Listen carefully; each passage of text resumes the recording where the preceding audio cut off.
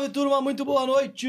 Bem-vindos a mais um episódio aqui do nosso Café com Ferri. Eu sou o Felipe Corleta, co-host deste podcast. Queria convidá-los todos, antes de começar aqui, a se inscrever no canal e a comprar alguma carninha da Minerva Foods para o teu churrasco, conhecer os produtos da Adapta. Um abraço para todos os nossos patrocinadores aqui do canal e comunicá-los que temos uma comunidade paga aqui no YouTube por R$ 7,99. Tu já consegue largar aí, nos apoiar nesse projeto. Por R$ 19,99 tu tem o plano avançado. Então te inscreve se tu gosta do conteúdo aqui na nossa comunidade de membros do YouTube.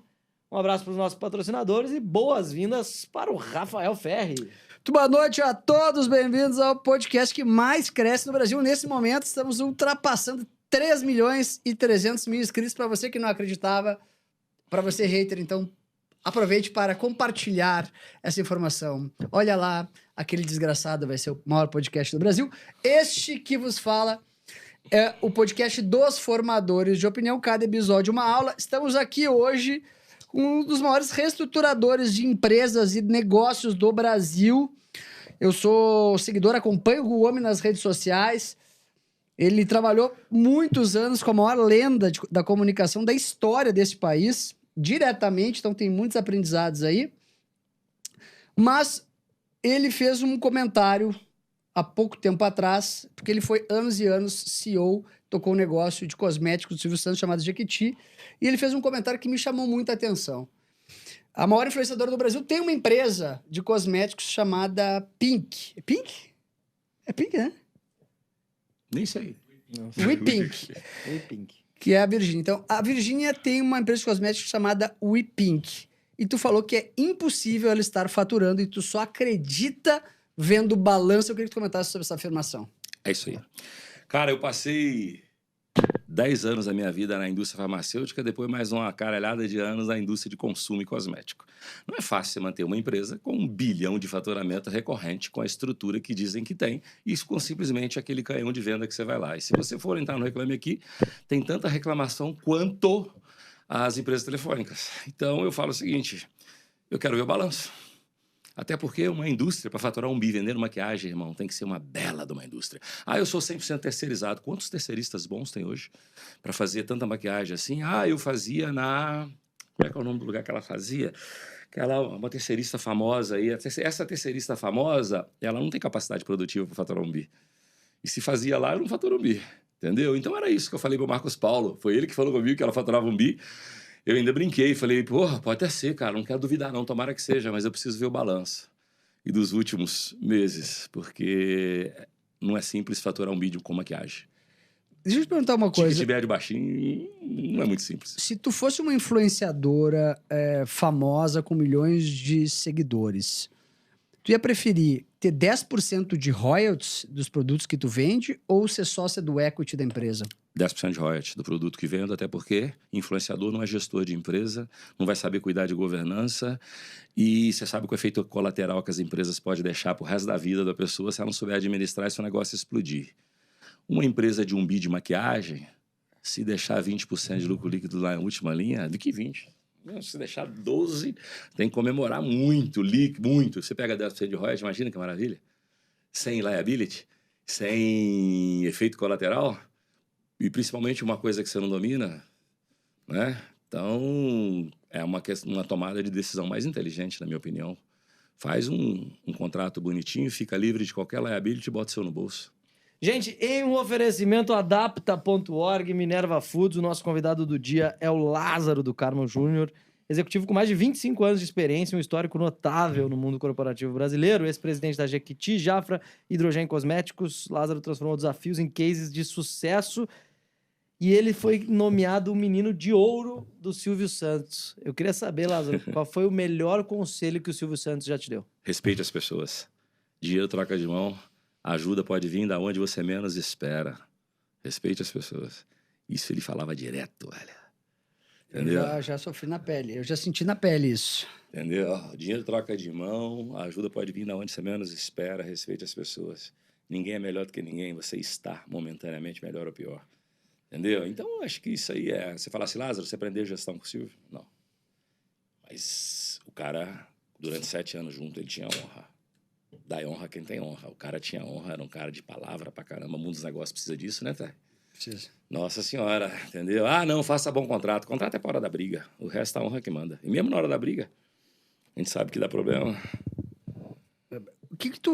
Se tu fosse empreender hoje no Brasil, a gente tá vivendo tempos difíceis aqui, né? O Brasil tem uma frase do Malan que eu gosto muito, até o passado é incerto, né? Total.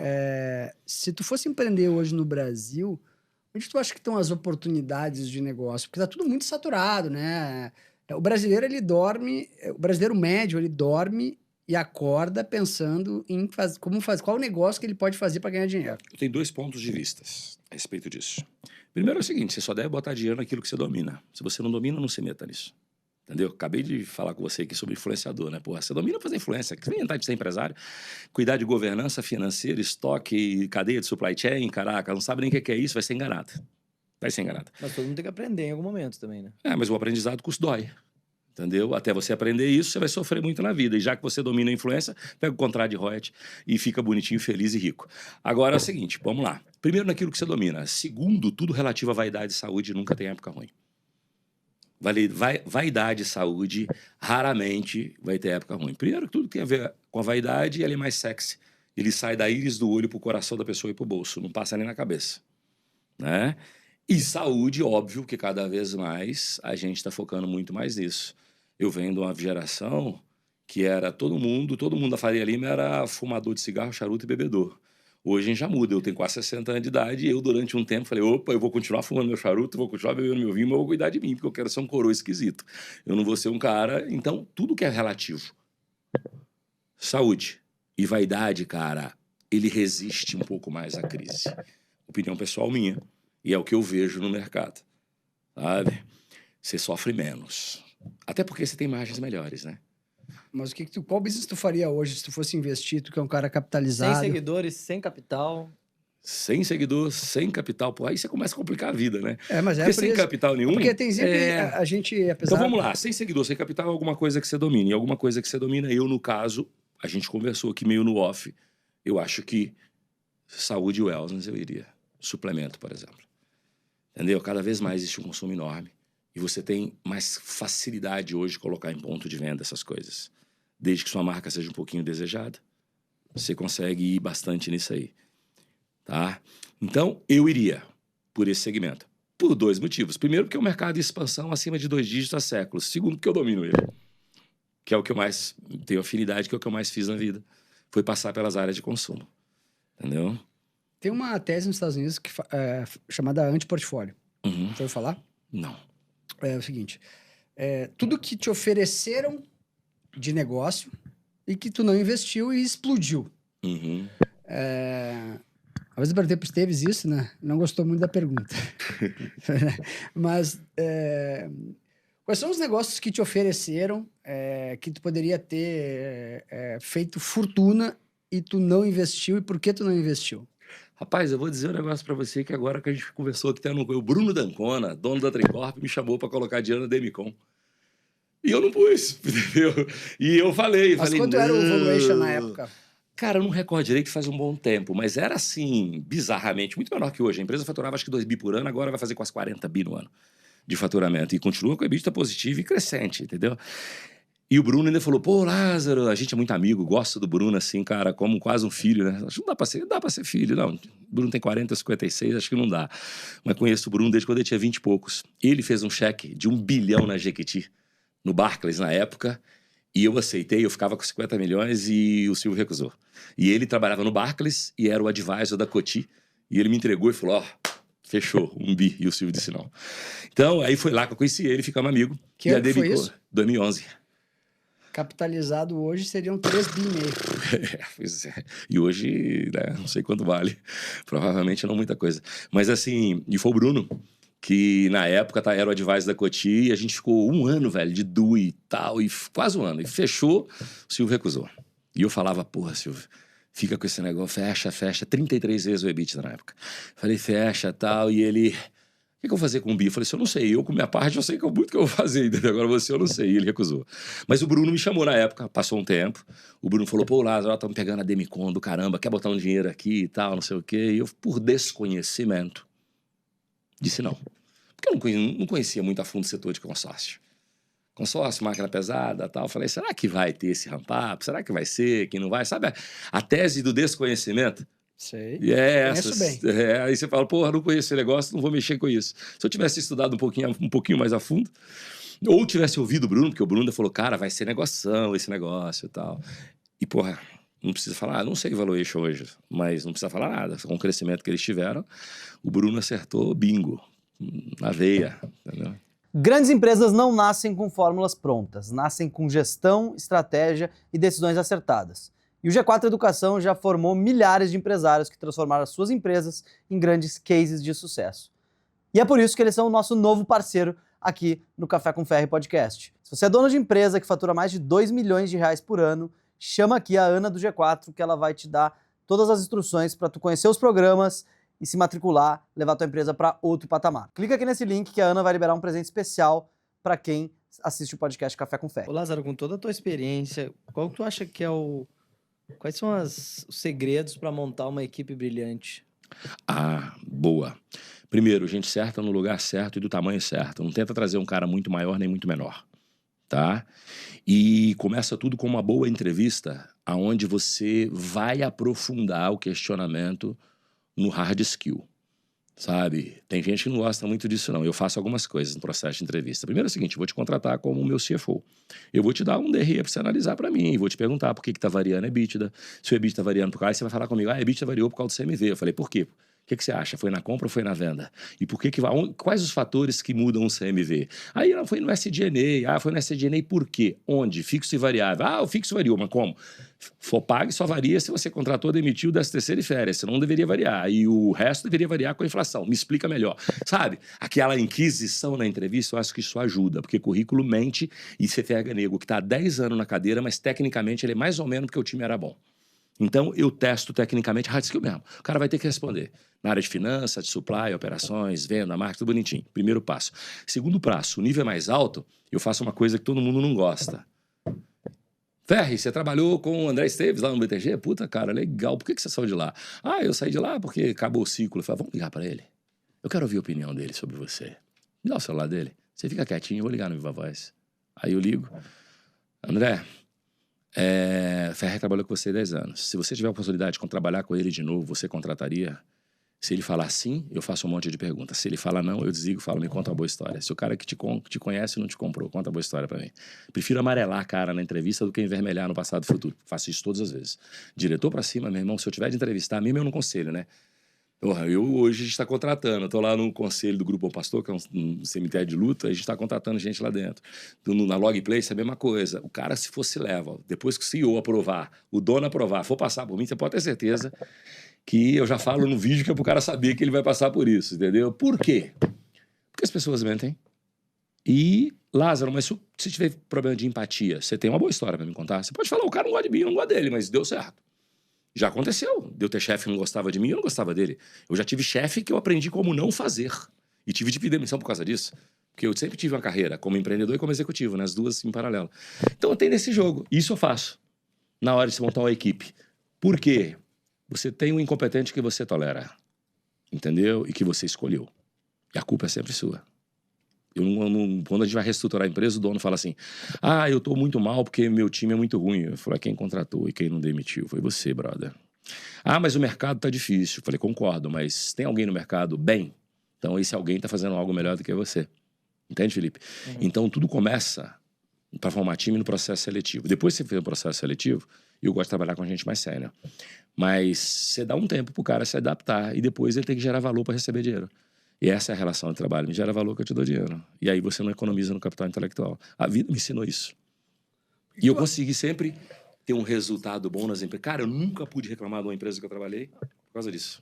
Mas como que tu mede o resultado especialmente talvez em organizações pequenas ali, de De uma pessoa que, por exemplo, não está na área comercial? Como medir? Como fazer uma remuneração variável? Aí é tarefa. Como fazer a pessoa ganhar dinheiro se ela entrega? Como é que... Aí é tarefa. Pensa o seguinte, se você está num KPI, área comercial, você mede. Financeiro também mede. Você é responsável por tudo extra-operacional. O financeiro não é responsável pelo EBITDA diretamente, não, porque aí é área de operações e vendas. Mas o extra-operacional é da área financeira, então eu consigo medir tudo. Vamos supor que o cara seja administrativo. Então ele é um cumpridor de tarefa, um cara de projeto. Ele é um cumpridor de tarefa, você mede por tarefa. E você valoriza a tarefa de acordo com o que aquela tarefa contribui para o seu negócio. Então sempre dá para medir. Dá para medir a tia do cafezinho pelo número de cafezinhos que ela serve e pela mesa limpa. Então sempre dá para ser meritocrata. Você tem que parar para pensar. Como eu quantifico o resultado de alguém, a geração de valor de alguém? Toda cadeira tem que gerar valor, independente da mais simples até o topo da pirâmide. Se não gerar valor, você não tem que contratar. Não, mas esse cara aqui eu não sei como é que eu pago o variável dele. Então manda ele embora na hora. Se você não souber como pagar um variável, esse cara ou é inútil na sua empresa ou você também não sabe fazer conta. Entende? Porque a conta vai ter que fechar. Se eu estou pagando, eu quero alguma entrega. Se eu quero alguma entrega, eu meço. Como é que tu identifica que um negócio saturou, talvez seja hora de pular fora? Saturou? Isso vale para o investidor, vale para o gestor, né? Se, pô, cara, esse negócio aqui, putz, será que eu dou um double down? O índice de faturamento, de saturação, ele está nitidamente ligado à sua capacidade de expansão. A partir do momento que você não expande, mesmo trazendo fato novo, expansão e dinheiro novo é relativo a fato novo. Se eu começo a trazer fato novo e o dinheiro novo não vem, fato novo, dinheiro novo não vem. Eu faço alguma ação disruptiva, dinheiro não vem, aquele mercado saturou na venda, em algum momento. Ou está mais difícil.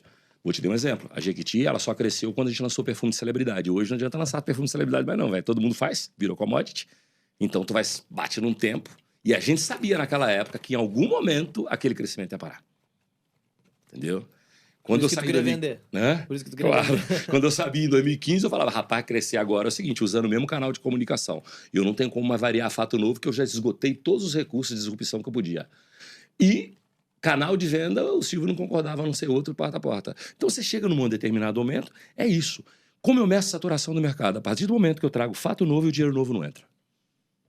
Entendeu? Aí eu começo a saber o seguinte, independente de qualquer setor, Lázaro, mas eu estou fazendo a mesma coisa e está paralisado. Porra, não quer dizer que saturou. Quer dizer que aquele canal de comunicação ou de venda está saturado, mas eu posso abrir novos canais de comunicação e de venda. Eu começo a trazer fato novo. Se mesmo assim o mercado não veio, o problema pode estar no produto. Aí eu tento trazer fato novo no produto.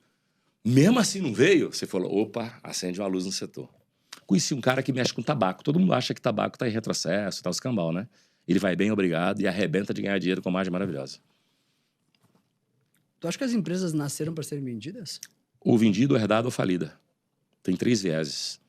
Ou tu vende, ou tu faz sucessão, ou você fecha.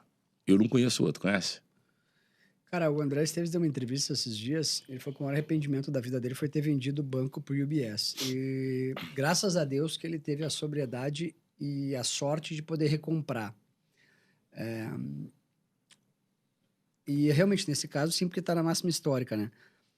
Mas tu acha que são exceções ou as empresas... Porque o Flávio Augusto fala que as empresas nasceram para serem vendidas. Como é que é a tua cabeça em relação a isso? Se você pegar a Faber-Castell, porque na época que eu trabalhava no setor de comércio, eu conhecia a Condessa Castel e tal, essa empresa está na mão da mesma família há 100 anos. Ela nasceu para ser sucedida. Os caras fazem boa sucessão, tem uma gestão profissional. É que as pessoas confundem.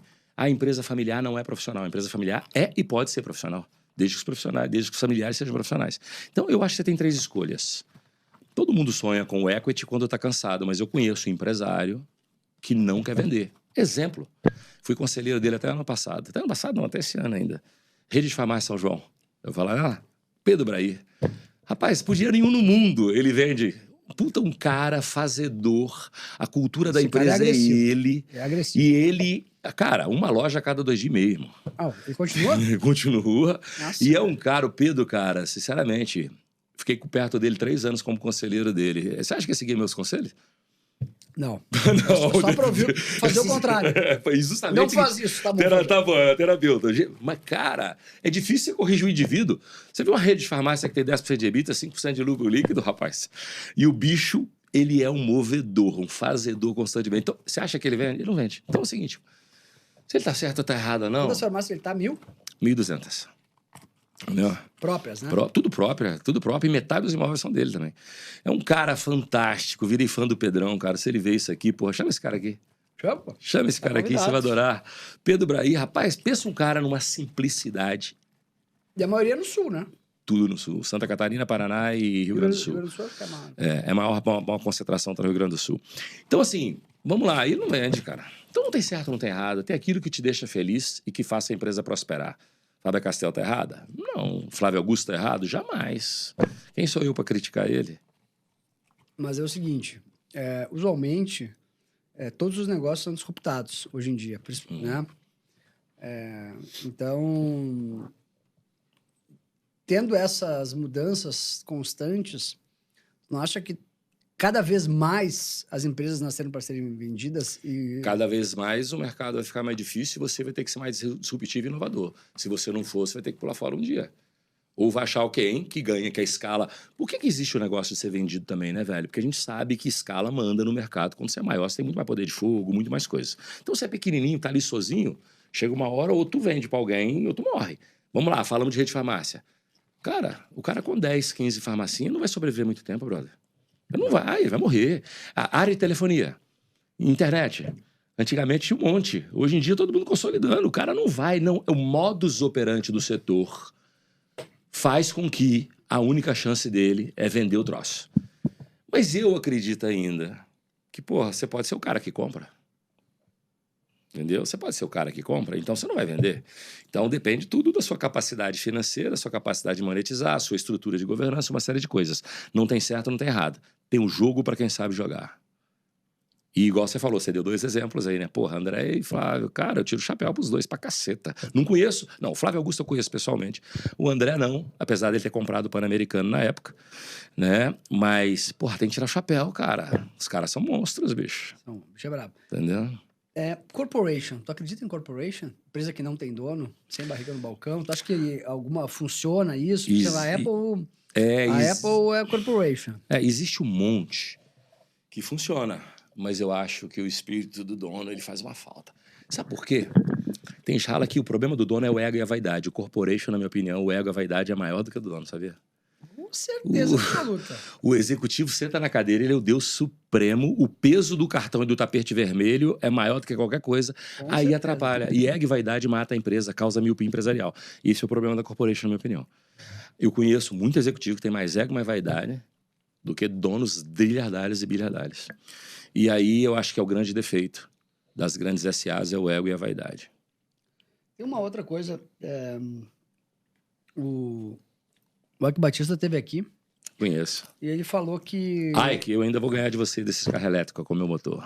E ele falou que tem um certo nível de riqueza que qualquer profissional fica estragado. E lá no BTG, toda a remuneração, 80% da remuneração é toda... Variável. É toda em ações e tal, e o Esteves nunca dá muito dinheiro na mão dos caras. Porque a hora que o cara bota 100 milhões no bolso, o cara se transforma em outra pessoa. Tu concorda com isso? Que tu não pode dar muito dinheiro para um executivo, porque o cara vai embora, para um sócio? Ou tu acha que esses 30 anos de experiência do Esteves aí, ele não aprendeu nada com isso? Porra, quem sou eu pra falar que não aprendeu nada com isso, cara? Não, ele aprendeu. Eu vou dizer o seguinte, só que tem toda exceção, tem regra, mas eu concordo com ele. Tem gente que é conformado, brother. Tem gente que se botar 10 milhões... Que 100 milhões, cara? Você tem que botar 10 no bolso, não trabalha. Ele faz uma conta. 10 milhões hoje vai me dar uns 80 mil por mês, 90 líquido. Eu vivo com 30, eu não vou aposentar e vou pra praia. Então, assim, cara, eu concordo contigo que tudo na vida depende do ponto de vista. Riqueza é relativo, dinheiro é relativo. E eu escutei isso uma vez numa entrevista de Jorge Paulo Lema. Que ele fala que ele errou muito quando ele botou gente muito rica rápido. Ele devia ter demorado um pouquinho. Porque como ele botou muito rápido, ele perdeu os talentos muito rápidos. Então, ele devia ter demorado um pouco mais. Aí eu concordo contigo que tem gente, depende do grau de ambição, o grau de realização do cara. Eu sonhava em parar de trabalhar aos 50 anos. Hoje eu tô com 56 e eu paro de trabalhar morto. Por um único motivo. Eu enlouqueço se eu não colocar esse troço aí. Eu vou achar que eu vou emburrecer. Eu tenho medo da inteligência artificial me emburrecer. Porque, porque a informação fácil demais, você não exercita o cérebro, aí tu emburrece. Mas eu concordo com o André Esteves, concordo que é o seguinte, cara, tem gente que acomoda muito fácil, e como que você vai medir se o cara é desse cara que é apaixonado pelo verbo fazer ou ele é apaixonado pelo verbo descansar e relaxar? Como é que tu vai saber? Né? Se o cara quer sombra e água fresca, todo mundo é ambicioso, até botar a mão numa grana.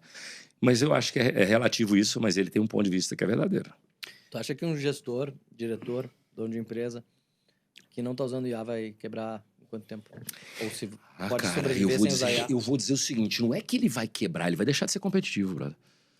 Entendeu? Eu demorei 5 anos pra ficar bom de HP e usei ela por 20 anos. Depois que inventou o GBT, eu parei de usar HP. Outro dia, tava na minha mesa HP, eu fui fazer uma conta, esqueci. Eu peguei assim e falei, como é que é? Eu comecei, cara, e eu parei de usar tem 6 meses. E eu fui usar, eu não sabia. Eu peguei e falei, fui lá e falei com o negócio. Esse troço emburrece. Eu sou da geração que sabia o telefone de todos os meus amigos, todos os meus familiares. Hoje eu só sei o da minha mulher, eu não sei o telefone dos meus filhos. Eu tenho 3 filhos, se eu me perguntar o telefone, o celular deles, eu não sei, porque tá na porra da agenda. E o cérebro vai ficando preguiçoso com esse troço. Entendeu? E aí eu tenho medo. Eu sei Por que que eu tô... Eu sei usar HP Mas ainda, não tem hein? aquela história Rapaz, tá de melhor que eu deixei de usar, cara. É. Você quer ver outra coisa? Por que eu sei ter conselho? Pra aprender, irmão. Claro. Meu amigo, eu pegar DREs de setores completamente diferentes e começar a exercitar o financeiro, porque o DRE para mim é o eletrocardiograma. Eu começo a saber se o problema está em operações, se está na supressão nacional, se está em vendas, de acordo com o efeito que está ali. Eu sei aonde botar o botão para olhar. Isso me faz ficar mais inteligente. Outro dia eu estava numa reunião de conselho de um cara e ele pegou o DRE, tirou uma foto e pediu para o GPT avaliar e ele ficou falando o que ele lia. Ele ficava aqui. A análise estava aí, lendo. Dona, eu falei, para de olhar esse negócio. O GPT ainda analisa um DRE pelo viés padronizado.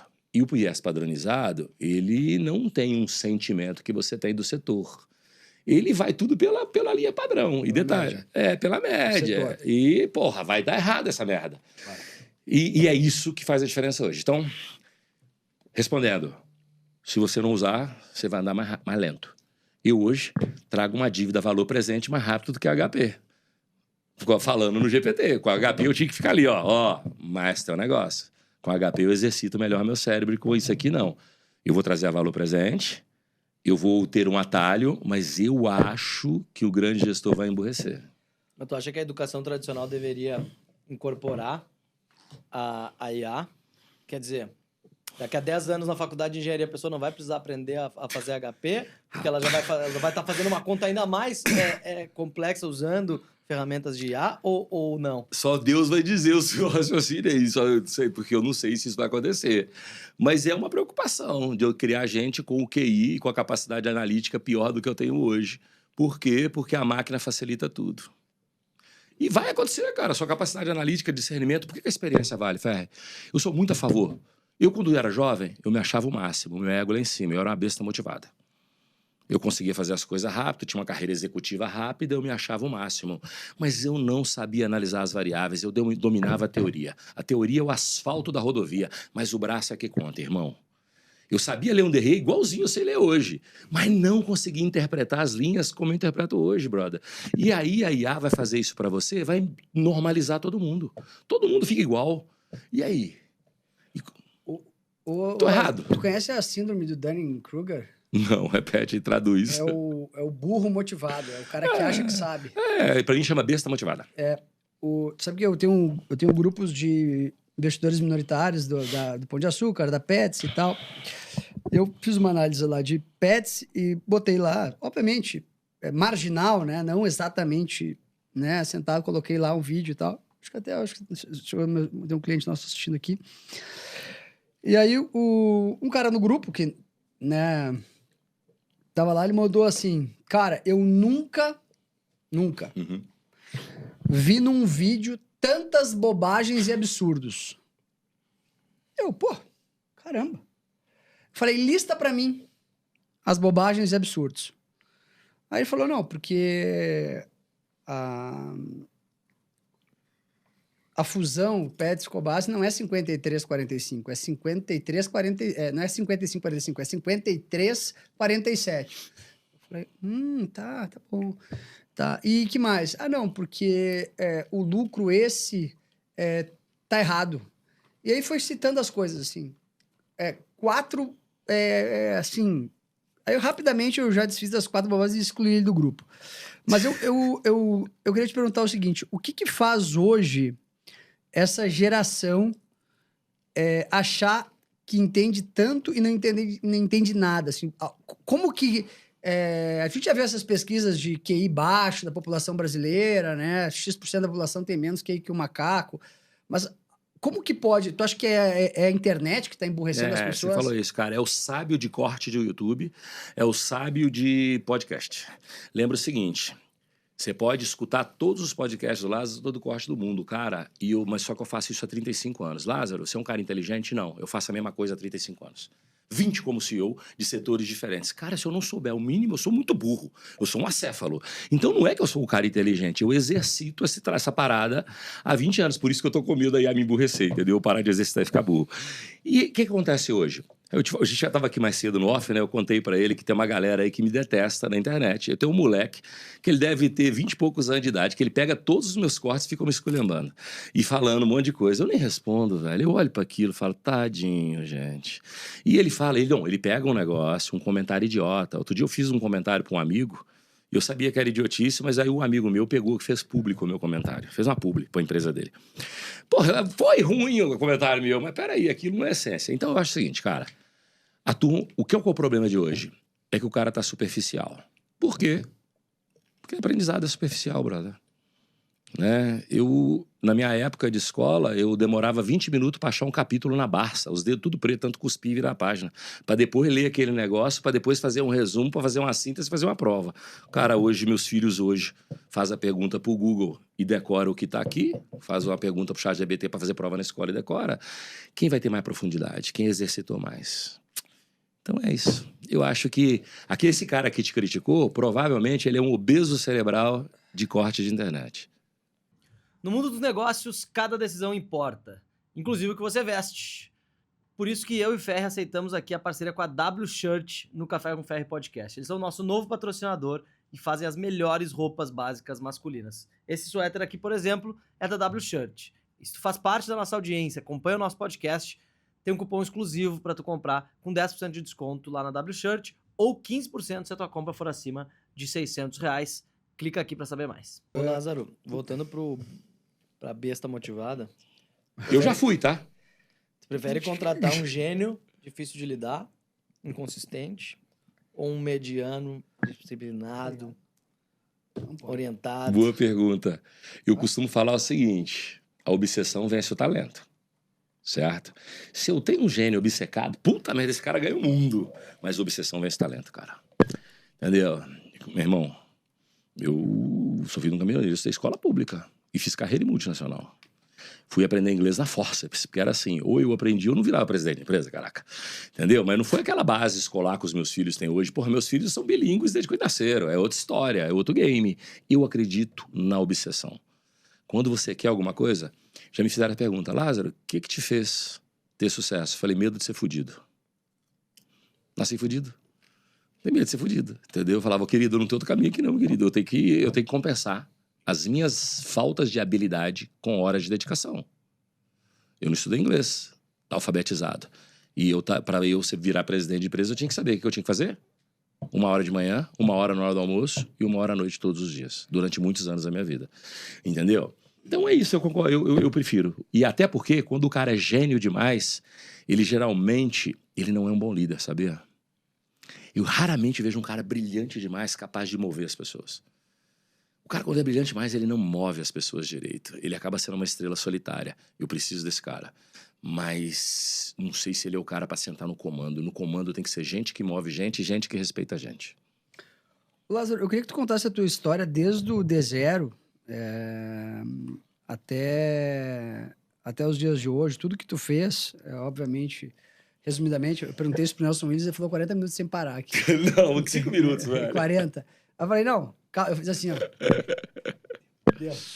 Então, né, no começo do podcast, ela dizia que a gente interrompia muito aqui, os convidados e tal, a gente foi aprendendo a não interromper tanto. Mas às vezes quando o cara fica 40 minutos pra se apresentar... Teve o professor também. Não, o professor não...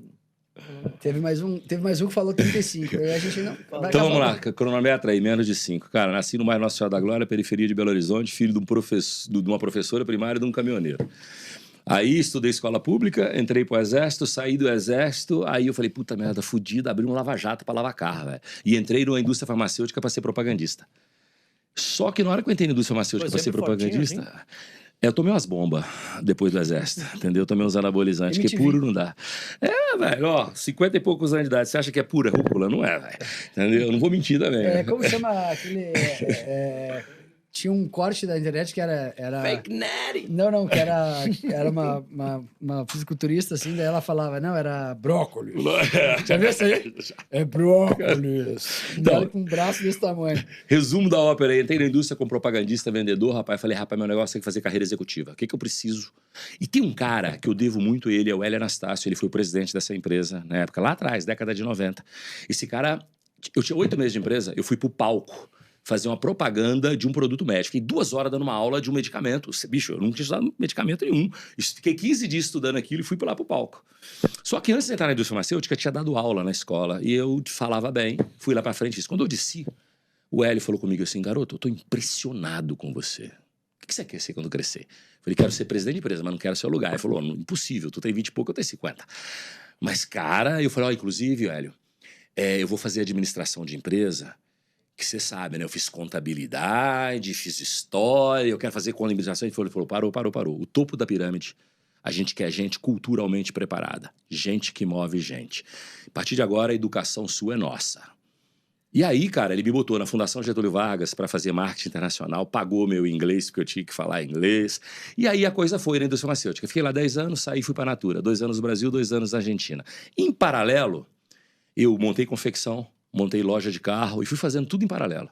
Sabe? Eu sempre tive esse negócio, que fazia as duas coisas, empreendedor e intraempreendedor. Fui para a Natura, 2 anos no Brasil, 2 anos na Argentina, o Red Hunter me liga, voltei pro Grupo Silvio Santos. Vim fazer o Grupo Silvio Santos, aí todo mundo sabe, né? Porra, 7 anos com o Silvio, tá na internet aí, a galera sabe. Saí de lá, falei, vou fazer só coisas para mim. A Jafra me chama para fazer turnaround. Eu fui. Saí da Jafra, porra, já tinha montado uma empresa, que é o Grupo Optimize de consultoria só para fazer turnaround. Lá dentro eu tenho contabilidade, auditoria, jurídico, a gente faz tudo, de A a Z. E aí fui consertar a última empresa que eu sentei como presidente, foi a Juness, durante 3 anos, era uma americana, fizemos isso até vender, de suplemento. Fiquei lá 3 anos, saindo em 2022, e depois disso eu falei, não sento mais como cadeira de CEO, prefiro ficar como conselheiro, como advisor e tocar os meus negócios. Entendeu? Então a história é essa, tá vendo? Demorou 4 minutos. Em resumo. Por que tu acha que a Natura tá no menor valor em 25 anos? Eu acho que a compra da Avon foi péssima. Eu olhei a Avon para comprar no passado e quem ia comprar junto era o André Esteves e o Cerberus. Eu estava fazendo trabalho junto com o Sérgio Pedreiro de compra da Avon, examinei ela toda. A Avon era para quem sabe fazer turnaround. A Natura não é uma empresa de turnaround. A Avon tinha que fazer disrupção, tinha que acabar com todos os níveis hierárquicos, mandar nego embora, botar gente com sangue no olho. Ela tinha uma galera de 30, 40 anos.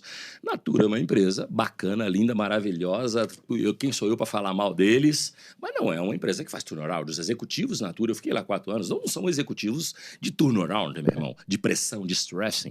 Agora, se você pega uma Avon e bota um time de stressing, entendeu? Que na época que o BTG estava olhando junto com o Cerberus, quem estava no time era Sérgio, América Latina, Sérgio Pedreiro, eu, o Mundo, tinha o Burn, que era o presidente da Coty, que era o cara que me conheceu quando foi comprar a Jequiti.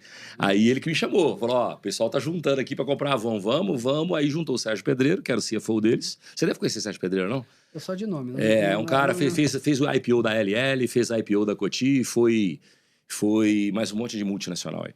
Hoje mora em Nova York. Então, a gente estava olhando a Avon. A Avon precisava de um choque de stressing. Como é que tu pega uma empresa daquele jeito e joga debaixo de uma estrutura matricial, lenta como Natura? Ninguém assume nem pagando hoje. Entendeu? E na época tinha gente de olho. O Cerberus chegou a comprar participação nos Estados Unidos e tal, e o BTG não fechou por pouco. Ia ser mais uma... Entendeu? Mais uma história triste. Mas pensa o seguinte, cara, se tivesse as pessoas certas na Avon, ela não estaria... Ele ia vender ela. Quem trabalha duro enriquece? Com inteligência enriquece. Eu não conheço nenhum cara bem-sucedido que trabalha 4 horas por dia. Mas também trabalhar duro não quer dizer nada. Se trabalhar duro de forma burra, tu não vai enriquecer. Mas se você trabalhar duro de forma inteligente, criar rotina produtiva, Eu tenho certeza disso. Ô, Lázaro, deixa eu perguntar sobre o Silvio um pouco. O que tu acha que fez ele ser tão admirado no mundo dos negócios? O Silvio, ele era um cara que ele falou, eu ouvi isso da boca dele. Ele montou 150 empresas, algumas deram errado, outras deram certo, e as que deram certo, pagou as que deram errado. E o que ele era admirado no mundo dos negócios? Cara, o homem tinha palavra, nós começamos falando disso. O cara tinha honra, velho. Qualquer um que tem honra vai ser admirado, irmão. O mundo dos negócios hoje, não, o mundo no planeta, de uma forma geral, falta tanta gente com honra. Qualquer ser humano que seja competente, o mínimo necessário, e honra a palavra dele, vai ser admirado.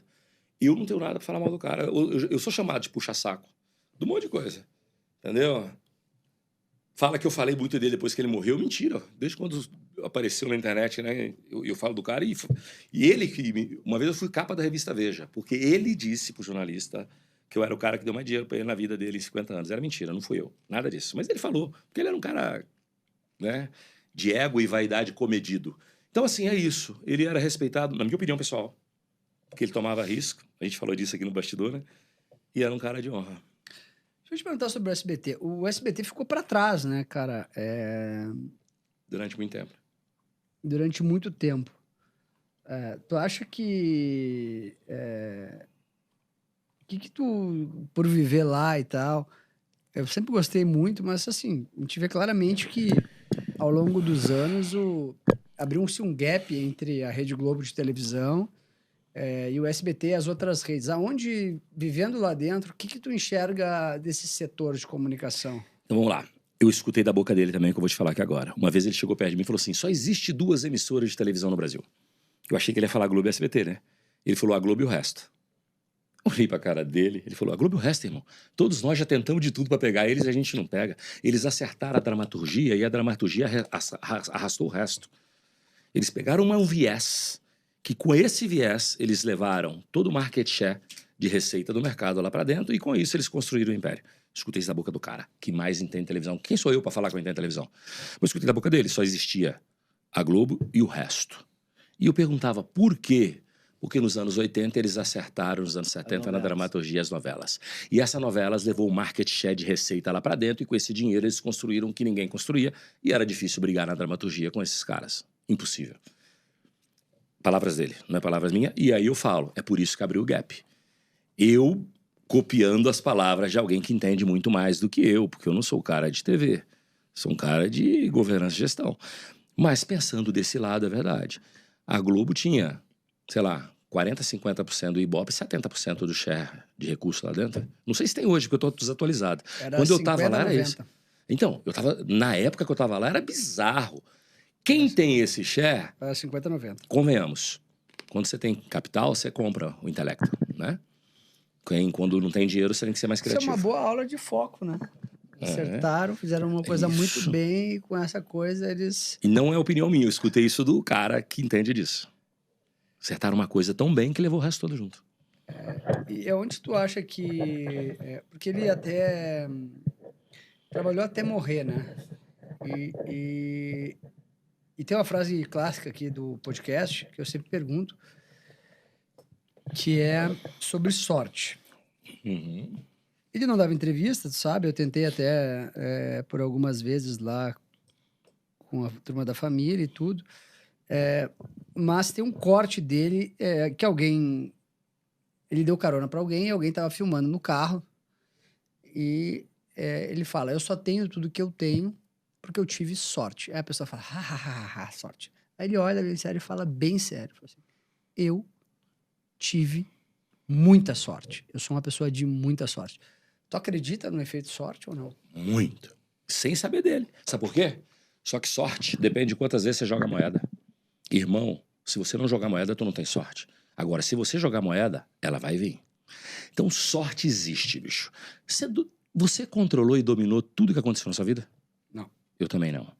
Vou falar pra você que 30%... eu sou um cara que eu não faço nada sem plano, não sai nada da minha boca sem pensar, mas controlado, 30%, 40%. Acontece umas coisas, pro bem e pro mal, Sim. que eu falo, caceta, sorte e azar, essa merda existe, porque... Agora, depende de quantas vezes você joga moeda. Cara, a maioria dos caras de muito sucesso que eu conheço, infinitamente, jogaram a moeda dezenas de vezes e eles não controlaram tudo. Então ela existe. Aí tem gente que vê aquele papo sorte, a junção da competência com não sei o quê. Balela. Aconteceu alguma coisa que ninguém explicou. Tá? Isso aí vai virar corte pra hater me xingar depois, entendeu? Mas é isso, velho. Quantas vezes você jogou moeda pra você ter sorte? Tu não joga. Por exemplo, eu não jogo nada, eu não vou pro cassino. Como é que eu vou ter sorte? Não vou ter. Não, cassino é entretenimento. Entendeu? Deixa eu só corrigir. Entendeu? Mas aí eu não ganho no caça-níquel, eu não boto a moedinha lá. Assim, mas Então, ninguém nunca ganha, ninguém- sempre entretenimento. então, assim, é isso. Eu acredito na sorte. Muito, muito, muito. Mas depende de quantas vezes você tenta ela. Tu acha que a CLT atrapalha ou protege o trabalhador? A CLT nunca foi criada para proteger o trabalhador, sou historiador. Getúlio Vargas criou isso lá atrás para controlar os sindicatos. Os sindicatos estavam tendo muito problema lá no meio do século passado, e aí ele criou alguma coisa para proteger o trabalhador que valeu, que funciona, que protege. Só que ela impede o grande empresário de contratar mais gente, entendeu? Talvez ela esteja defasada, mas ela existe, tem que ser cumprida, tá aí. Entendeu? Mas que ela foi criada simplesmente para proteger o trabalhador, só se meus professores de história lá da Faculdade de Filosofia, Ciências e Letras forem todos burros, porque não foi isso que eu aprendi na história pragmática. Ela foi criada por uma série de outros motivos políticos, mas que funcionou bem. Para um país em desenvolvimento, aonde o empresário da época poderia muito abusar do poder econômico, mas eu acho que a melhor relação de trabalho não é a CLT, me gera valor que eu te dou dinheiro. Essa que domina o mundo. Eu pago para você o valor que você me gera. E se você gerar muito valor, você nunca vai ficar desempregado. Ou se você ficar desempregado um dia, você vai ficar desempregado com o bolso cheio. Para todas as áreas. Quais são os maiores problemas do Brasil, na tua opinião, hoje? Os 3 maiores problemas do Brasil. Assim, se tu fosse entrar para a política... Para mim é estrutural, da seguinte forma. O governo tem mania de querer ser assistencialista e fazer. E governo, para mim, deveria ser regulador. Se ele está sendo extremamente assistencialista, alguma coisa estrutural de mal está acontecendo, que eu não deveria precisar disso. Se eu tenho uma iniciativa privada, se eu tenho um país que opera... A melhor maneira de se desenvolver o social no planeta é gerando emprego e desenvolvimento humano. Se a minha iniciativa privada, ou seja pública ou qualquer, ela gera emprego, desenvolvimento humano, eu não preciso fazer assistência. Assistência é para quem está abaixo da linha da pobreza. Então, é estrutural. Entendeu? E o governo acha que o assistencialismo é o único viés, e ele vai botando assistencialismo, e aí esse viés não funciona. Então, para mim, é estrutural, cara. É difícil. Aí daria um podcast de 3 horas, que eu adoraria um dia falar minha opinião desde o cerne básico de como deveria ser feito ou não. Se o governo fosse simplesmente regulador na sociedade e o desenvolvimento ficasse por conta do privado, eu acho que o Brasil seria melhor. Mas quais são os 3 maiores problemas, tu acha? Que, assim, é estrutural, ok, Estrutural, vamos lá. Primeiro... Intervenção estatal? Hã? Intervenção estatal? Eu acho que o primeiro problema é um pouco disso, né? O peso do Estado é um problema. Né? Tem que cobrar muito imposto para sustentar o peso do Estado. Então, esse é o grande primeiro. O segundo grande problema aí do Brasil é a mentalidade. O povo acostumou com um jeitinho. E o povo acha que o empresário, que quem gera emprego é bandido, e acha que o defensor dele é quem senta no cargo político. Então isso é estrutural também, mas também é um grande problema, porque a gente nunca vai mudar, porque você só muda na eleição. E se você pensar dessa forma, você nunca vai mudar. Então eu tenho esses 2 grandes vieses aí dentro, tá? E o último deles, na minha opinião, é incentivar quem realmente gera emprego e recurso, que é a iniciativa privada. Qual foi a maior cagada que um funcionário teu já fez? Cara, de todos os tipos. A primeira deles é roubar. É a maior cagada, falta de ética. E eu já tive caras dentro da minha casa me oferecendo para batizar o filho dele, e eu descobri que ele tinha botado a mão no caixa da empresa de forma escusa. Entendeu? Infelizmente, são coisas que acontecem. Prefere viver 10 anos a 1.000 ou 1.000 anos a 10? Eu sou muito mais, cara, 10 anos a 1.000, sabia? Esse é meu estilo, eu sou muito intenso no que eu faço. Apesar de achar que, já que eu tenho mais passado que futuro, eu vou ser cada vez mais intenso. Entendeu? Quais são assim, para as pessoas que estão hoje empreendendo e tal, e querem empreender, que a gente tem um público aqui que é jovem. Uhum. Mas é pequeno o público jovem. Mas os jovens que assistem aqui são bem avançados, porque os episódios aqui são para pessoas mais qualificadas, né? Então, a gente não trata podcast como entretenimento. O objetivo aqui é cada episódio ser uma aula. Quais são as 3 características que tu acha que a pessoa tem que trabalhar para ela dar certo na vida? Quais são as 3 características que a pessoa tem que ter pessoais, skills, para ela avançar mais rápido, talvez, ou dar certo na tua cabeça? Eu vou falar o seguinte.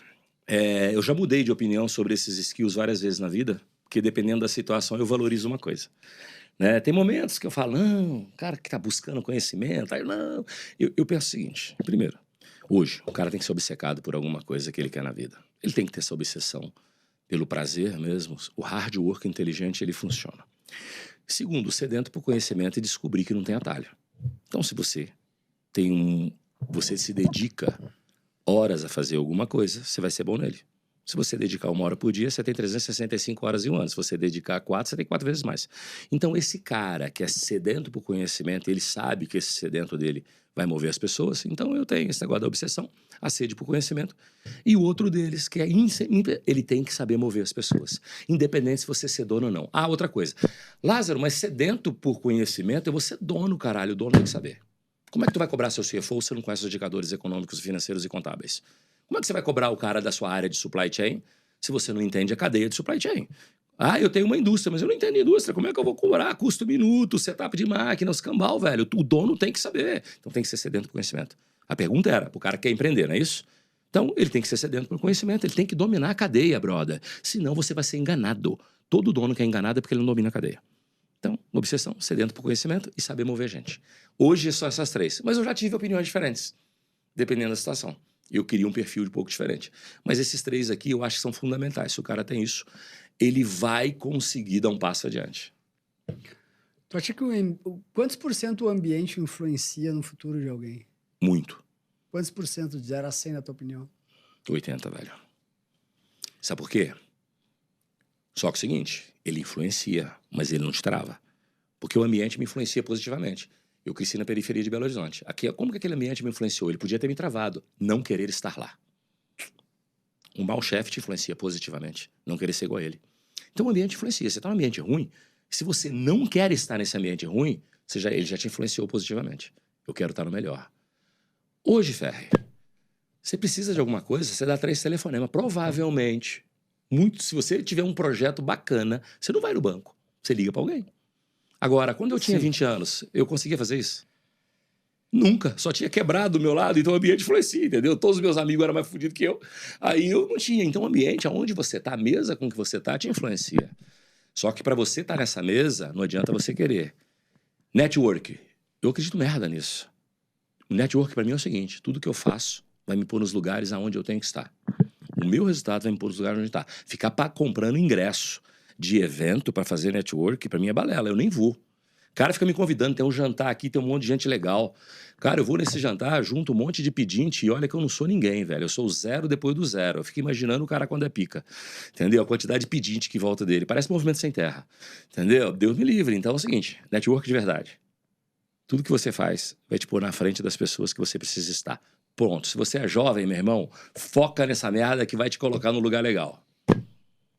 É uma bela, viu? Para você que acha que networking é tudo, temos aqui uma opinião diferente.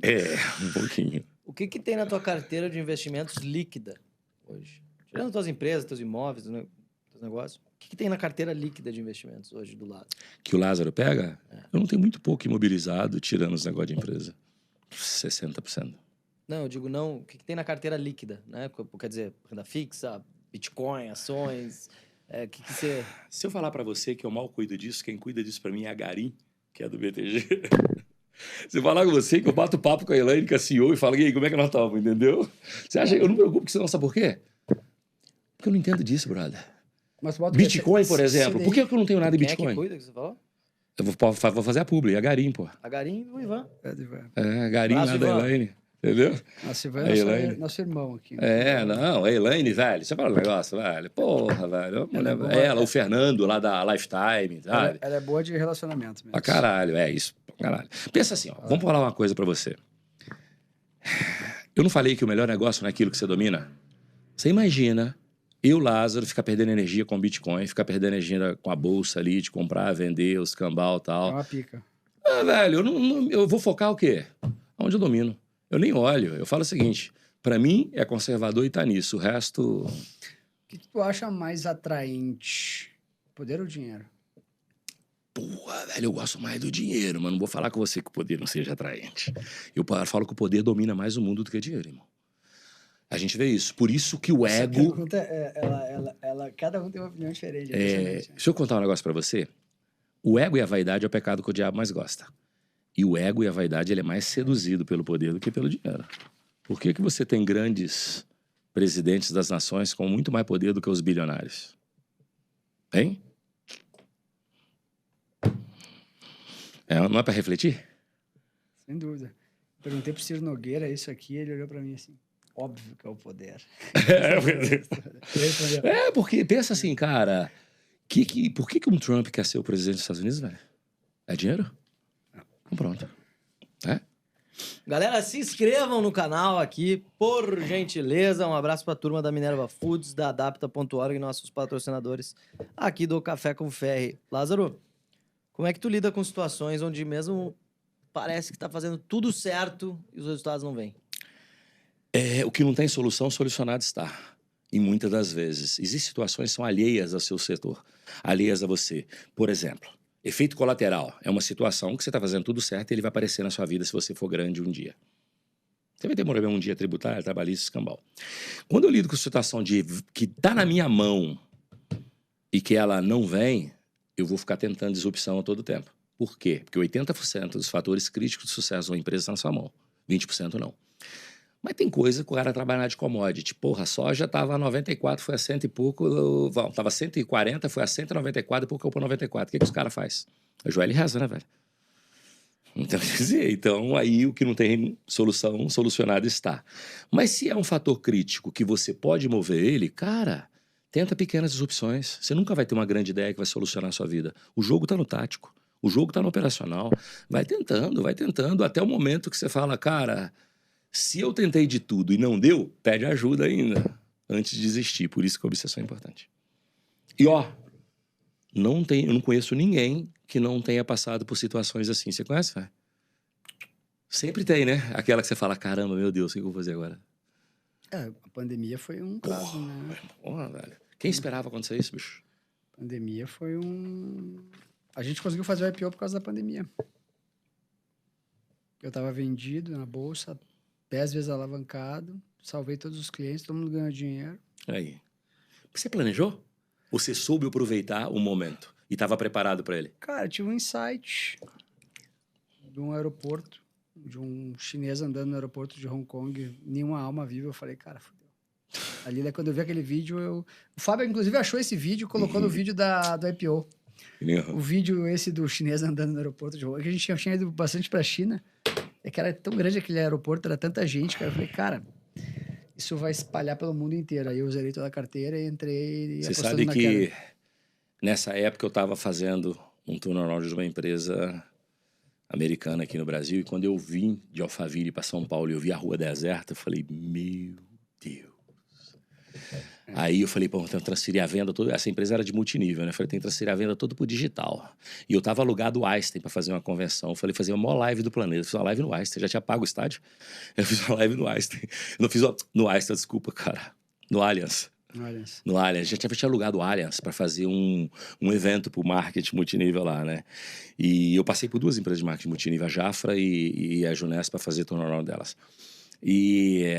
Aí eu falei assim, o que eu vou fazer? Já paguei essa merda mesmo, vamos fazer uma live. Ninguém nunca fez uma live dentro do Allianz. Nós fizemos uma live dentro do Allianz pra galera lá fora e salvamos o ano naquele momento de grana. Vendendo pelo digital. Marketing multinível é pirâmide? Não, marketing multinível é marketing multinível, pirâmide é pirâmide. Mas é um setor que está em franca decadência no planeta. Quantas empresas de marketing multinível têm sucesso no planeta? Herbalife, Amway, sucesso relativo, né? Dura, Oriflame, umas 5. O resto, voo de galinha. Vai e morre. Porque é muito caro, né, irmão? Quando você ganha, é muito caro, muito caro. A Junés gastava 40%, 50% do faturamento bruto para pagar a rede.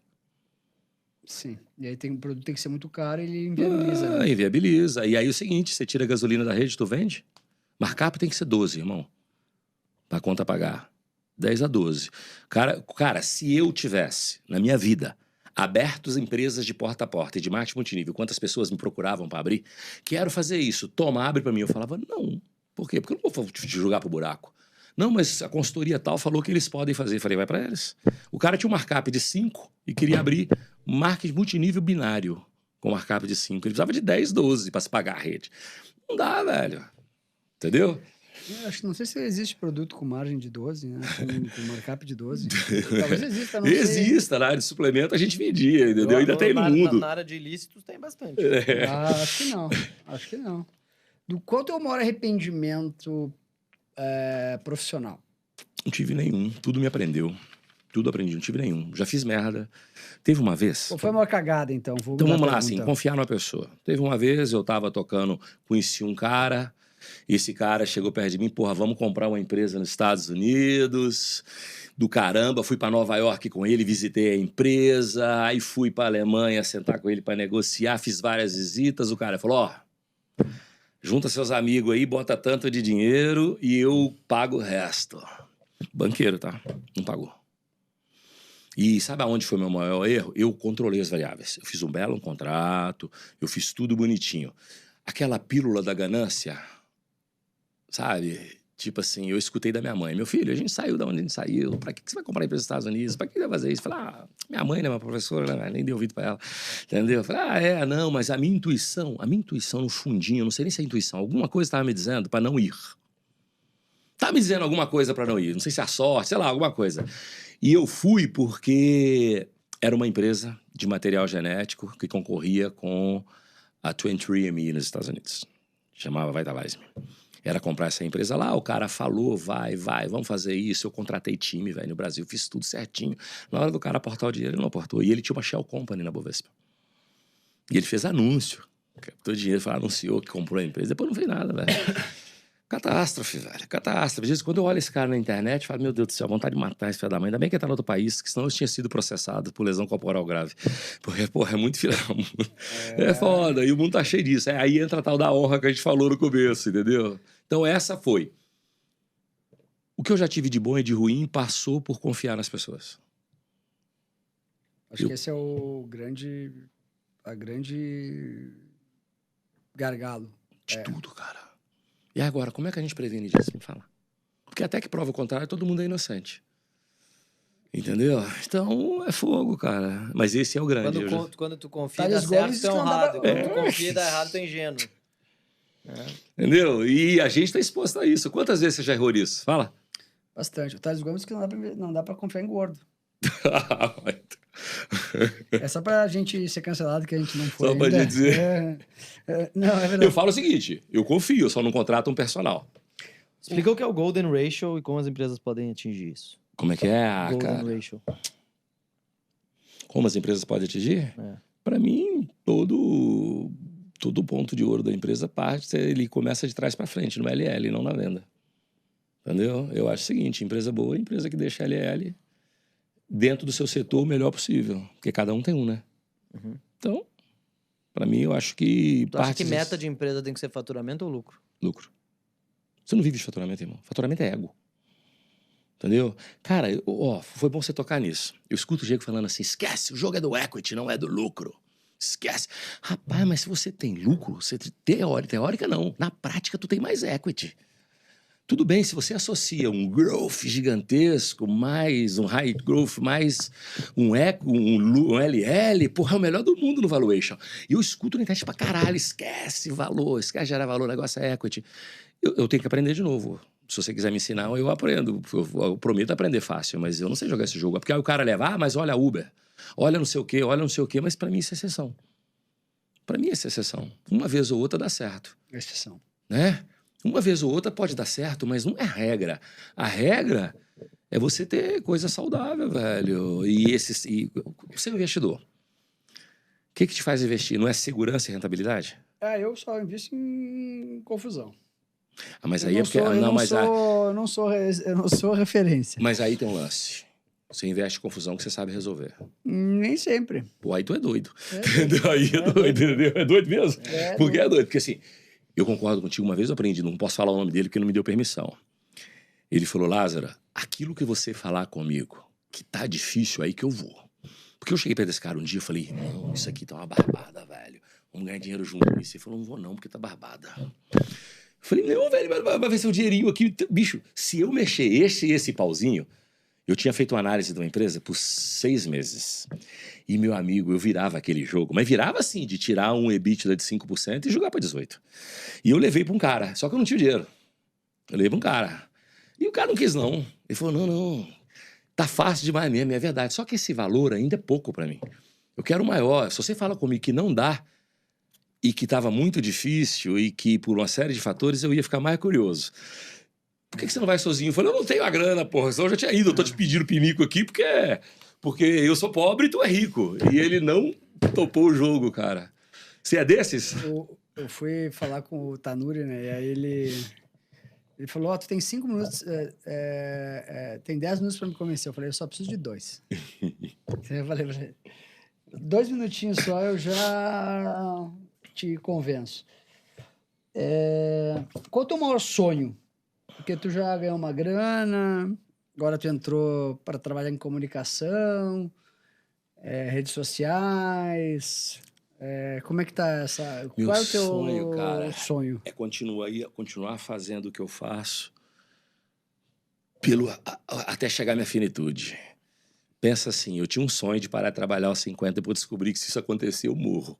Entendeu? Nunca. Outro dia, um cara, também não posso falar o nome dele, ele queria fazer um negócio comigo. Ele falou, Lázaro, preciso fazer um negócio contigo, mas eu vou te falar um negócio. Meu medo é você aposentar. Meu medo é você estar com 56 anos, você chegar aos 60 e falar, não quero mais, porque eu preciso de você com essa energia. E a resposta que eu dei pra ele, tu tem 40. E eu acho que tu aposenta antes de mim. Então, meu sonho é continuar fazendo o que eu faço, com essa paixão que eu tenho, e continuar aprendendo cada vez mais por mais 20, 30 anos, meu irmão. Enquanto isso aqui funcionar, sabe, velho? Por que tu acha que as pessoas são tão obcecadas por dinheiro? Porque o dinheiro move o mundo, brother. Porque o que você faz sem? O que você faz sem? Vai, vou vender coco na praia sem dinheiro. O sol de 40 graus frita seu cérebro. Sempre tem um colateral. Sempre tem alguma coisa. E querendo ou não, o problema... Acho que a grande diferença nossa... Eu vi o Beto Sucupira falando um negócio uma vez, que eu concordo com ele, ele estava sendo esculhambado. Que a diferença do americano pro brasileiro é que lá o americano vê um cara vencendo e fala, quero ser igual a esse cara. Aqui no brasileiro, o cara vê um cara vencendo e fala puta, bandido, pilantra e tal. Entendeu? É isso, cara. Eu acho que é uma coisa cultural, mas também 90% dos caras que ganharam muita grana aqui fizeram treta. Tem esse problema. Também. Por isso eu até falei pra Cristina Junqueira na sexta-feira, eu falei, cara, teu maior mérito é chegar onde tu chegou sem fazer rolo. Eu também acho. Exatamente isso. Até porque, no Brasil, você não precisa fazer rolo para ter efeito colateral, não. Exato. Ele vai aparecer na sua vida. E, às vezes, te crucificam por uma coisa que tu não fez, irmão. O mundo digital tá fazendo isso. Com muita gente. Não, a pessoa sempre é cancelada por uma besteira. Nunca é por uma coisa séria. É isso, entendeu? É sempre uma besteira. É isso. E as pessoas te crucificam de uma forma, e aí o mercado te crucifica, e tudo demora uma cara de tempo. Quantos empresários, meu irmão? Eu já vi explodir coisas acima do cara tal. E ele não estava ali de má fé, meu irmão. Ele foi sofrendo com efeito colateral, ele passou por um momento de caixa difícil durante um tempo, tentou consertar e não deu. Hoje, raramente eu vejo alguém fazendo coisas 100% de má fé. Não tem os bandidos? Claro que tem. Mas fora isso, bicho, o cara erra por falta de competência, às vezes. Ou ter gente boa do lado dele, sabe? Tu acha que a fama e a exposição em redes sociais, ela ajuda ou atrapalha o empresário a fazer o negócio dele? Vamos colocar assim, o dono ser a cara da empresa, eu acho que hoje é bom. Ele não pode ser imagem e semelhança. Ninguém compra uma empresa que é a persona do cara. Muito difícil, né? Mas você puxar... Vou dar um bom exemplo que eu gosto, um bom exemplo. Eu gosto do Adib fazendo isso. Eu gosto da Renata Spalletti fazendo o que ela faz lá com a Apsen. Tem uma série de caras que eu acho legal fazer isso. O Adib toma bastante risco fazendo isso. Toma. Mas eu acho que do jeito que faz, toma risco, mas as coisas vão. O problema é quando você tem uma empresa que sem o cara a empresa não vive. Você tem que saber se limiar. Porque você não tem equity, né, velho? Como é que tu vai comprar o cara? Não vai. Então, esse é um risco. E lembra, que aí eu vou falar o que o Ferri falou aqui, que é importante. Às vezes, a sua imagem vai te levar para um risco, para um cancelamento que vai afetar a sua empresa por uma besteira. Esse é o outro risco. É um risco bem... Bem grande. Por uma besteira, uma coisa de nada, você vai ser, uma opinião mal dada. Dessas suas andanças aí, quem foi a pessoa mais inteligente que tu já conheceu? Cara, eu tenho vários caras inteligentes. Tem um que ele sabe disso, que no começo a gente até, com a primeira conversa nossa foi meio áspera, mas, porra, eu acho o Walter Longo um cara muito inteligente. Velha guarda. Velha guarda. Né? Velha guarda, mas ele é um cara inteligente. Mas aí você tem vários, você tem Nizam como um cara muito inteligente. Em compensação, a gente acabou de falar do menino novo aí, que surgiu no digital, mas eu acho ele inteligente, Marcos Paulo, Ele inteligentíssimo pra caramba. Então eu tenho um monte de gente inteligente aí no mercado, vários. E gente que fez, né, eu respeito muito o legado. Todo mundo que fez e realizou, tira o chapéu. O que é algo que a pessoa vai encontrar assistindo as tuas palestras, acompanhando teu perfil, lendo teus livros, que ela não encontra em lugar nenhum? A verdade, brother, eu não vivo de rede social. Então eu falo aquilo que vem na minha cabeça. E o que vem na minha cabeça é fruto daquilo que eu fiz. O meu conhecimento é um recorte da minha visão. Minha sabedoria é um recorte do meu conhecimento. E a minha experiência é um recorte da minha sabedoria experimentada em 35 anos. E eu vou falar aquilo que é isso, e vou defender minhas teses. Entendeu? Às vezes você pode acertar, às vezes pode errar. Então, o que o cara vai ver é eu defendendo a tese que eu vivi por 35 anos no mundo dos negócios. Bem sucedido ou não, eu sou muito pequeno, perto de muita gente do mercado. Pequeno mesmo. Mas eu acho que eu tenho uma jornada. Entendeu? É isso. Mas do ponto de vista de gestão, assim, qual tu acha que é a lição que tu aprendeu cara, eu acho que o tático vence o estratégico. Essa é a lição principal de qualquer empresa que eu pego que está estressada, ela erra no tático e no operacional. E hoje a gente fala muito na estratégia, esquece o tático operacional, esquece, você tem que afastar, você tem que fazer follow-up. Porque o erro, ele está no tático e no operacional. Uma estratégia boa, assim, se não for mal implementada, não serve para nada. Principalmente o varejo brasileiro hoje. O varejo brasileiro hoje é um jogo de tático, velho. De tático, meu irmão, de operação no dia a dia, de austeridade, de catar clipes no chão e entender. Então, aí o cara acha que ele vai ter uma grande ideia e vai aumentar o jogo. Outro dia eu vi um cara falando na internet, que ele se dizia o rei do brand, da cultura, que o problema do varejo está na estratégia. Ele não entende varejo, brother. Se desculpa, então eu sou muito burro. Então é isso. Minha opinião, sincera, domine bem o tático e a operação do seu negócio, que você vai correr menos risco. Acho que toda empresa... melhor planejar sempre o próximo mês do que o próximo ano, algo nesse. Para você ter um ano de sucesso, você tem que ter o mês bem planejado. Você não consegue chegar na ceia de Natal se você não almoçar e jantar todos os dias até lá. Uma coisa não exclui a outra. Visão de longo prazo sem o curto não existe, brother. Já vai ter gente me criticando também. Outro dia me falaram mal, que eu não entendo, que eu tô velho, que o negócio é visão de conjunto e futuro de longo prazo. Tá bom, mas como é que eu chego até lá? Sem a visão de curto. O jogo se ganha todos os dias no curto para você ter o longo. Então é isso, tá? Por isso que eu sou fã do tático e do operacional.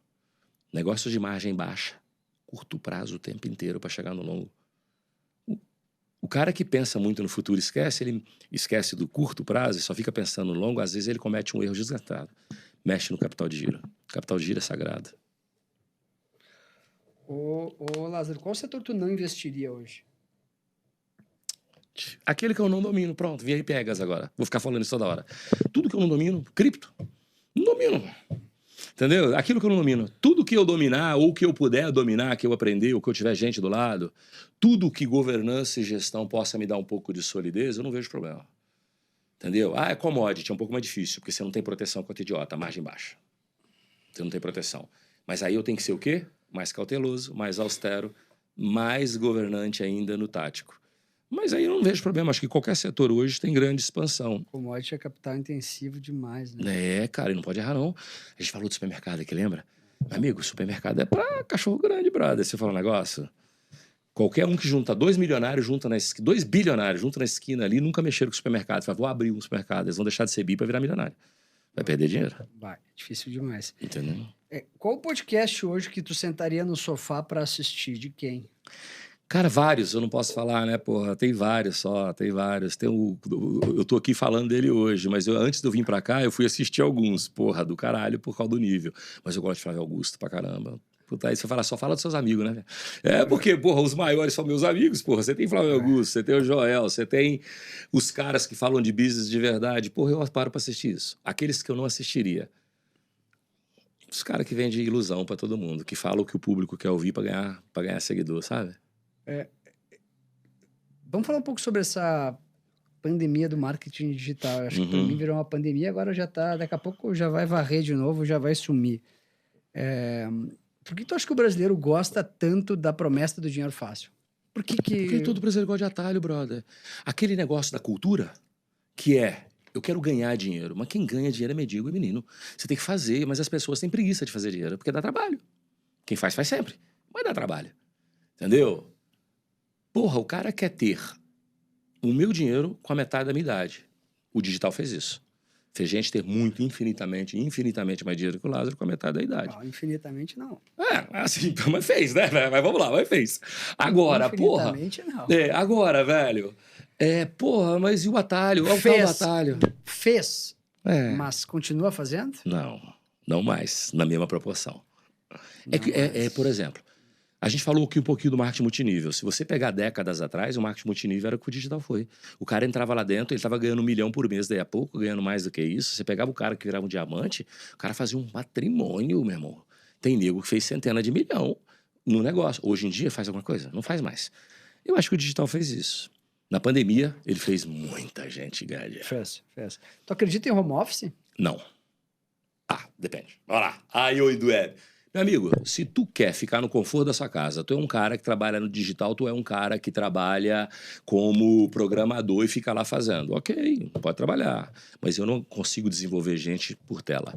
Para mim, um líder é gente que move gente, ele tem que olhar no olho de gente, ele tem que ir lá na barriga do balcão e conhecer, saber como é que funciona para depois ele dar ordem. E não dá para fazer de dentro de casa. Eu não consigo formar diretor e presidente de pantufa. Formar líder de pantufa é mais difícil. Entendeu? Híbrido, sábado e domingo na casa do cara. Acabou. Entendeu? Eu sou radical com isso para um caramba. Algumas funções, eu brinco, né? Advogado pode ficar na casa dele, porque toda vez que ele chega perto de mim é para me dar má notícia. Então é bom que ele fique longe. O advogado fica longe. Agora, o resto, velho, o resto fica no olho. É impressionante mesmo. Quem foi o melhor presidente do Brasil da história? Cara... Tá difícil falar o melhor presidente do Brasil na minha época, né? Puta merda, esse cara, o Felipe tá afim de me fuder. A Dilma. Ele tá afim de me fuder. A Dilma. Entendeu? Caboclo vai me fazer a pergunta dessa. Eu sou apolítico, sabe, cara? Eu não me envolvo político, não. Mas se você parar pra pensar, em termos de economia, todo mundo, historicamente, foi equilibrando os pratos do mesmo jeito, bem ou mal, mas aí não era questão do presidente, aí eu escorregando. É questão do país. Nosso país é bom, velho. Entendeu? O melhor empresário da história do Brasil. Vamos facilitar. Puta, velho, aí pulou. Aí você falou, aí são vários. Antônio Hermílio de Moraes. O Abílio, o Silvio. São dezenas. Não dá pra ser o melhor, porque cada um foi bom no seu segmento. Entendeu? Porra, você tem o Safras. A gente acabou de falar da história do André, porra. André Esteves, caraca, velho. Entendeu? Tem um monte de cara aí que cada um foi... Eu respeito todo mundo que fez. Eu posso ter simpatia ou antipatia. Mas não respeitar o legado, pra mim, é dor de cotovelo, brother. Tem gente que eu não vou muito com corno. Mas eu falo, mas eu respeito. O cara fez, vai, vamos tirar o chapéu, vai. Eu posso não gostar do estilo, do jeitão, como eu sei que tem um monte de gente que não gosta de mim. Mas a gente tem que respeitar, né? E cada um construiu de alguma forma. A opinião é tipo, né? Igual aí. Cada um tem a sua. velho. Atenção, gente. A radar de besteira. Eu tô aqui. O podcast dos formadores de opinião. De longe, o melhor podcast do Brasil. Ainda não 1 hora. Em breve também 1 hora cada episódio, 1 aula. É muito duro pra concorrência brigar aqui. Lázaro, uma lenda do empreendedorismo no Brasil, porque o cara também é empreendedor. Presentes. Sessão presentes. Adapta. Aqui a gente dá presentes. Que bom, fico feliz. Pô, eu gosto de ganhar presentes. Presentes. Canequinha do podcast pro teu escritório, pra tomar lá, Show lembrar de da bola. Tu adapta, são 200 mil assinantes, mais de 2 mil vieram daqui. Ó, a 200 Adapta mil- tá te presenteando com 1 ano De inteligência acesso artificial, a todos free. os melhores modelos de inteligência Que artificial. maneiro. Aí, É, pra você ou pra alguém da sua equipe aí, Não é pra... brincadeira E a gente mais. acabou de Brincadeira falar que não dá Minerva. pra- Uma Que camisetinha. não dá pra viver mais sem inteligência artificial, né? Ah, tem que ser uma G pro homem aí, que o homem tá meio grande. A testa tá 1.500. É por aí E a- mesmo. E assim, ó, cara... Rapaz, eu não mantenho testo a menos de 1.000, eu não saio da cama. Caraca. E como a gente... Mas não tô falando pra ninguém tomar. Mas bomba, eu não Senão passo daqui a de pouco 1.000, fala que senão eu fica tô- ruim. Aqui, ó... é, Já faço merda demais com 800, imagina 1.000. Minerva Foods. Aqui não são brindes que tu leva. Pô, porque eu são vou ter que presentes de contratar, verdade. eu vou contratar o carregador, né? São pô? presentes. É, o- obrigado, o- irmão. Super equipamento de churrasco aí pra você. Show de bola. E já leva também a carne pra fazer o teu churrasco com Puta. Minerva. Não, Foods. é Abre aí, carne abre aí, mesmo, vamos ver o que E- que- e- Ele é da Mandar turma, hoje, ele é da veio turma picanha, dos veio- tamburé lá. E Tamburé, assado os caras de fazem feira. churrasco pra E caralho. você né, fala os um negócio tamburé. assim, come proteína, né, porra? Ah, é. Proteína. Isso aqui é só proteína. Esse braço é de proteína. É só proteína. Com 56, né? Só por 56 anos. 56 anos. Muito treino, muita shape- creatina e shape nada de, mais. Shape de 30 e bolso de 70.